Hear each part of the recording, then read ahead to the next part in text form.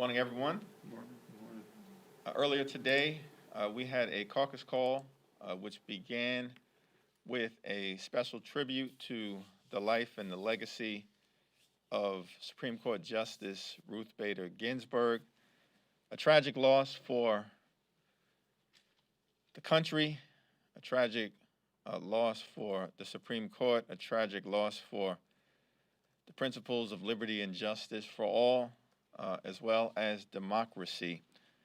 We heard from Dr. Jane DeHart, who is a biographer, having written the authoritative piece on Justice Ginsburg's life in 2018, as well as Linda Greenhouse, who of course is a Pulitzer Prize winning journalist who's covered the Supreme Court for over 30 years.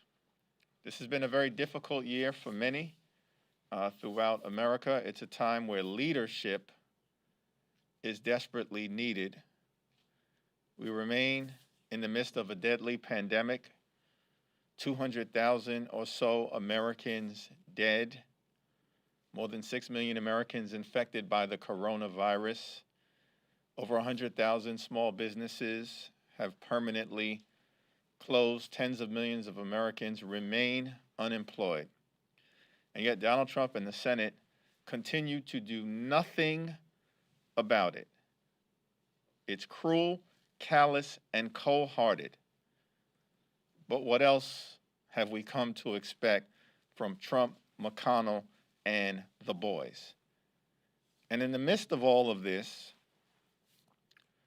before the country has even had an opportunity to appropriately mourn Justice Ginsburg and send her off, they are already trying to jam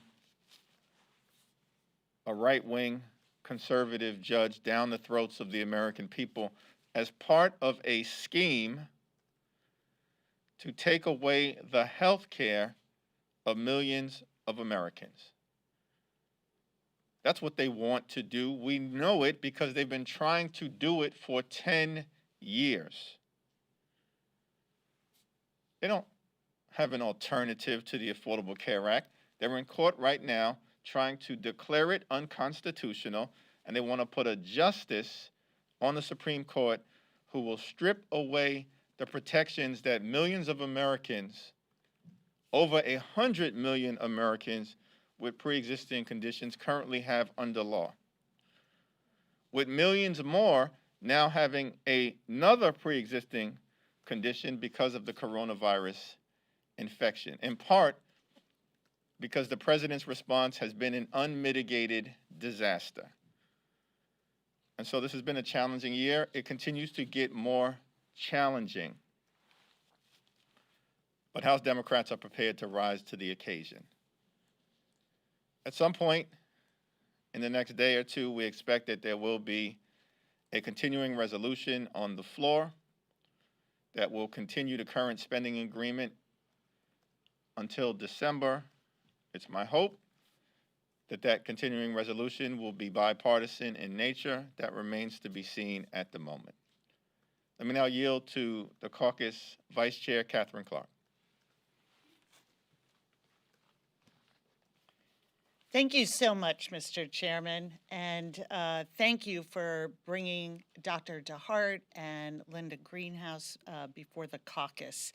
It was a wonderful call as we mourn and remember and celebrate a hero for women and a hero for justice, Ruth Bader Ginsburg.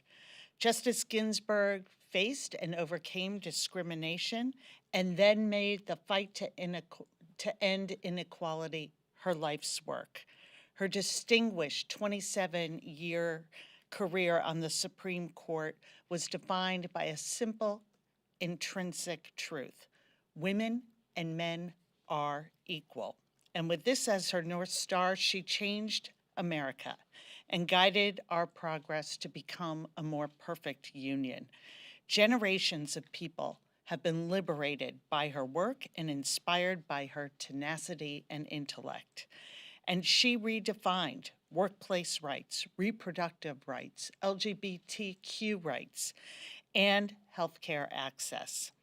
She understood that women's rights are not just a gender issue, but a civil rights issue that affects all of us, that equality for all Americans made our nation stronger, and without this commitment to justice for all, we are not living up to our Constitution and our founding principles.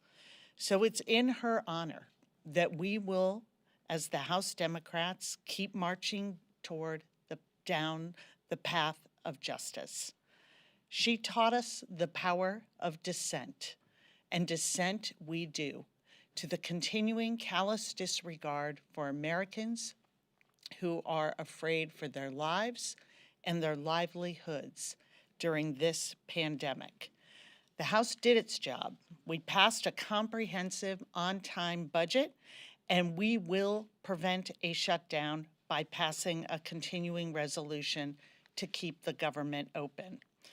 House Democrats are going to continue to fight for a relief package that supports moms without childcare, families without food, and workers without hope.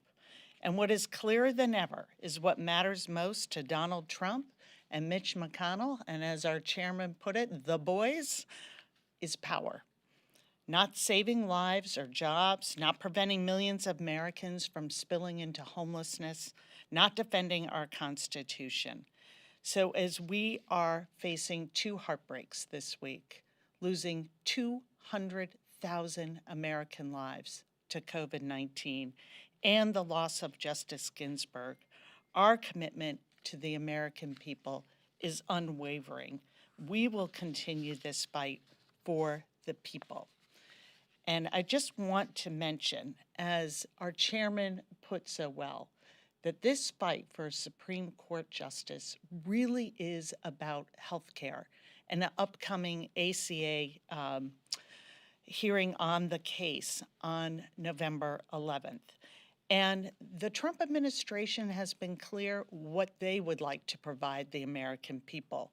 They have been pushing what some call short-term, limited duration health plans, others call junk plans. And let me just be clear what this vision of healthcare that this administration says to the American people. One, these plans restrict or deny coverage to people with pre-existing conditions. We have just created this pandemic has just created millions more with pre-existing conditions. 43% of these plans do not cover mental health services, while we are seeing a spike, a crisis in the need for mental health treatment. 62% do not cover substance abuse treatment, as we are seeing fatal overdoses rise by 18%. 71% do not cover outpatient prescription drugs, something that we have heard from the American people time and time again is an issue they are struggling with to afford the drugs and medication they need. And none of these plans cover maternity care. This is the vision for healthcare this administration has. This is the reason that we will continue to side with the American people and do everything we can to provide for them in this time of struggle and challenges. Thank you. Any questions? You mentioned coronavirus relief. With everything else going on, of course, there is no deal between, there aren't even negotiations as far as we know between Pelosi and the White House. Do you anticipate that there will be a vote on some form of COVID stimulus before you leave for the elections, deal or none? There are a lot of members of your caucus who would like to vote on something before they go home.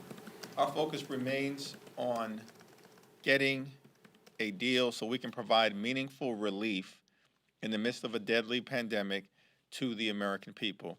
That is our North Star, and we have confidence that Speaker Pelosi, one of the best legislative negotiators in the history of the Republic, working in partnership with Leader Chuck Schumer, will be able to land us in a place where we have meaningful state and local stabilization so we can protect public health, public education, public housing, public transportation, and the public good. They will land us in a place where we have a meaningful extension of the emergency unemployment insurance benefit, as well as meaningful support for renters and homeowners, and of course, another round of direct stimulus payments. That's the goal. And we're not operating on a timeline other than the fierce urgency of now, dictated by a deadly pandemic. What's your understanding of the status of those talks? Is a deal possible? You said there's no deadline, but there is a deadline for the airlines on October 1st, for example. Tens of thousands of people are going to lose their jobs. Well, in my view, we acted over 125 days ago on May 15th. The situation hasn't gotten better since then. It's gotten worse. And so we'd like to arrive at an agreement now, but it's got to be a meaningful agreement. Mitch McConnell's negotiating against himself. At the end of July, he put forth a plan to spend $1 trillion. He comes back after Labor Day, it's down to about $650 million. He's moving in the wrong direction when the number of Americans who have died is increasing at or around 200,000. And so we can't have a cosmetic fake agreement. That's what the president wants, a fake agreement. We need a real agreement that deals with the pain, suffering, and death being experienced by the American people. Yeah. I would just briefly add that your very question is so telling about where we are. Is it possible that the Republicans will come and meet us months after we pass the HEROES Act? That shouldn't even be a question in our minds, that of course we would have broad bipartisan support to addressing the needs of the American people, whether that's unemployment insurance, making sure there's another stimulus check, preventing homelessness, feeding our hungry children. I have a story of a mom who is putting her children to bed early so that the sleep she hopes will mask their hunger. This is not a question. It certainly is not a question for the House Democrats of whose side we're on, who we're going to fight for. But the question of whether this is even possible to negotiate with this administration and with Senate Republicans tells us just about the callous indifference that we're seeing. And it should be shocking to the American people that they have been forgotten by this administration and by Mitch McConnell.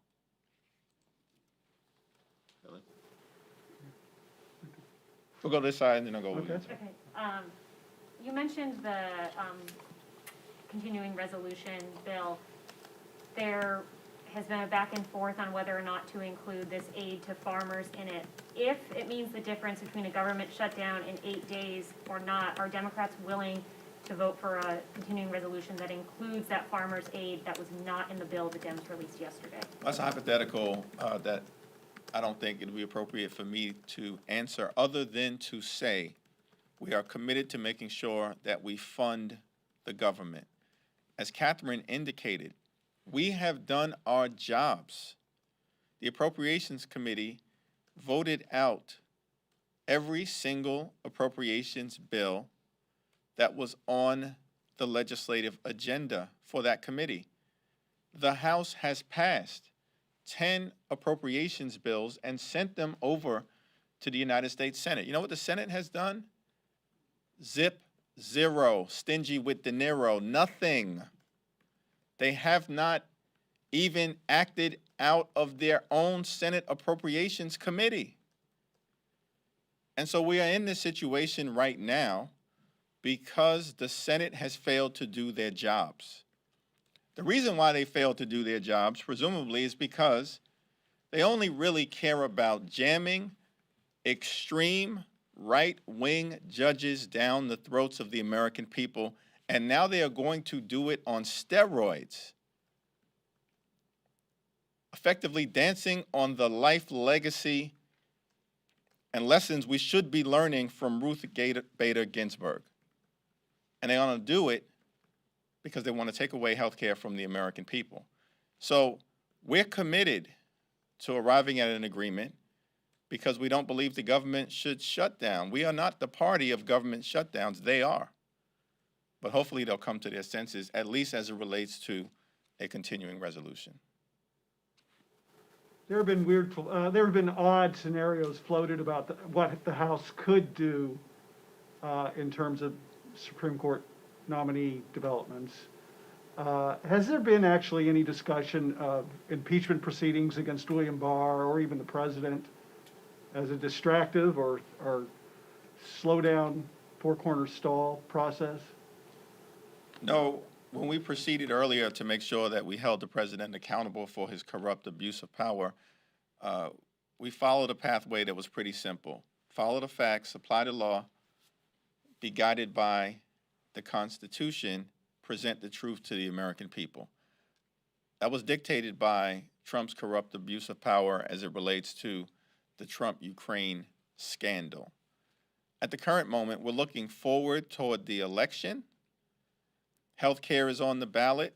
Civil rights is on the ballot. Decency is on the ballot. Unity is on the ballot. And the American people will ultimately make the decision as to whether Trump and his corrupt administration should be held accountable. There will be a hearing later on today that will be chaired by Hank Johnson of the court's subcommittee that will explore, I believe, court capture and address some of the issues and the challenges that have presented themselves as a result of some of the extreme appointments that the president has made. But I don't think we're contemplating anything other than to say, as Leader Schumer indicated, standing in front of Madison High School, where he's an alum and Justice Ginsburg was an alum, that all options are on the table. Quick follow-up. You said in the next day or two for the CR. Does that mean it won't be today? Well, that's a decision, I think, that is still being worked out by the Speaker, Steny Hoyer, and Chairwoman Nita Lowey.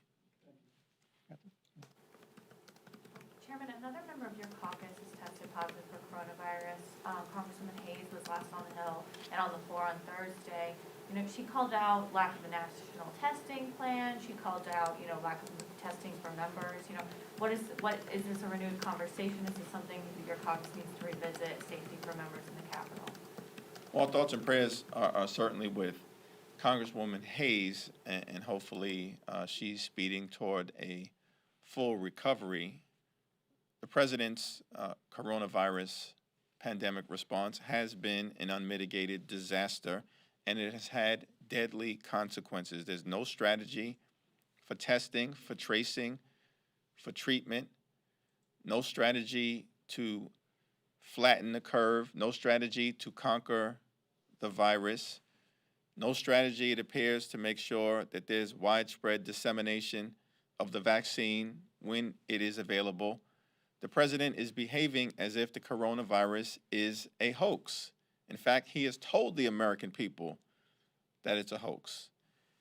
And public health and the welfare and well-being of the American people will also be on the ballot on November 3rd.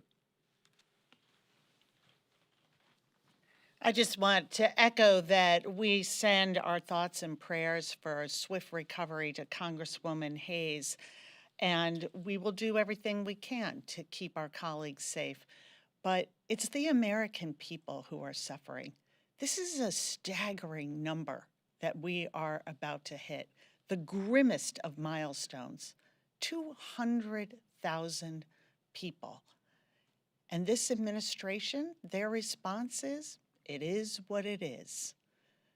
And as we are dealing with this and the aftermath, the pre-existing conditions that have been created for millions of Americans, and as the science is informing us of the long-term possible effects on respiratory and cardio systems, we are engaged once again in this administration barreling ahead, trying to get rid of the ACA and to replace it with low-cost junk insurance for people that will drive up premiums in the long term and will leave so many more Americans behind.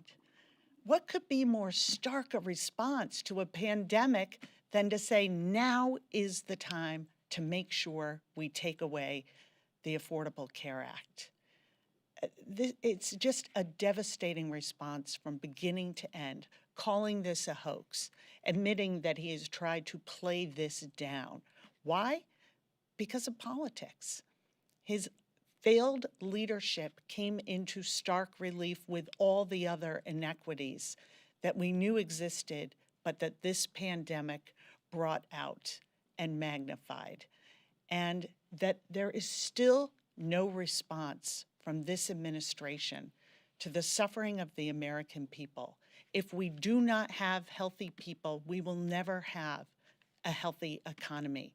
And this president and our colleagues in the other party in the Senate have to recognize that, have to recognize the suffering we're seeing, and they have to act. Is today's intense lobbying by the airlines, the labor-related unions, and last week's pressure altering the House Democrats' view on what maybe they could do on stimulus and do it before the end of the month? Peter DeFazio has been a leader on this issue. We came together in the context of the CARES Act to provide the necessary support for the airline industry, which is really a privately run public utility. And it's in the best interest of the American people to make sure that we keep it going through this pandemic, and most importantly, can keep the tens of thousands of people who are employed by the industry working and certified. Peter DeFazio led a letter a few weeks ago that was strongly supported throughout the House Democratic Caucus, expressing our position for the continuation of this assistance. Again, the Republicans are paying lip service to the notion that we should step in to the situation, but we haven't really seen any movement in that regard. This is part of the negotiations. I know there are discussions taking place at a high level, and we'll see what happens in advance of October 1st. Are you suggesting there could be a separate bill away from stimulus to address this? No, it's my expectation that any agreement will be a global agreement. Thank you. Last question? Can I, so in context of Republicans moving forward, SCOTUS filling the vacancy, the revelations we have today, how does that affect the COVID negotiation? It's obviously a lot of moderate members are still pushing for action on that. First of all, let me be clear. Mitch McConnell is Exhibit A for the principle that absolute power corrupts absolutely. And the use of the current but fleeting power that the Senate majority has, perhaps in one instance to jam a extreme justice down the throats of the American people, but in the other instance to refuse to provide relief to Americans who are suffering through a once-in-a-century pandemic, is just an extraordinary dereliction of duty. Members of the caucus, of course, feel a need to act with the fierce urgency of now because the people that we represent are in such pain, both in terms of the public health aspect of the crisis and in terms of the economic distress. But that said, the reality of the political landscape in front of us is that we have an out-of-control president and a Senate majority that is drunk on power. And we remain committed to trying to arrive at the common ground necessary to get something done for the American people, but it has to be meaningful. It can't simply be a White House press release that Donald Trump can promote at his rallies, but does nothing to alleviate the pain, suffering, and death being experienced by the American people in the midst of a pandemic. Thank you.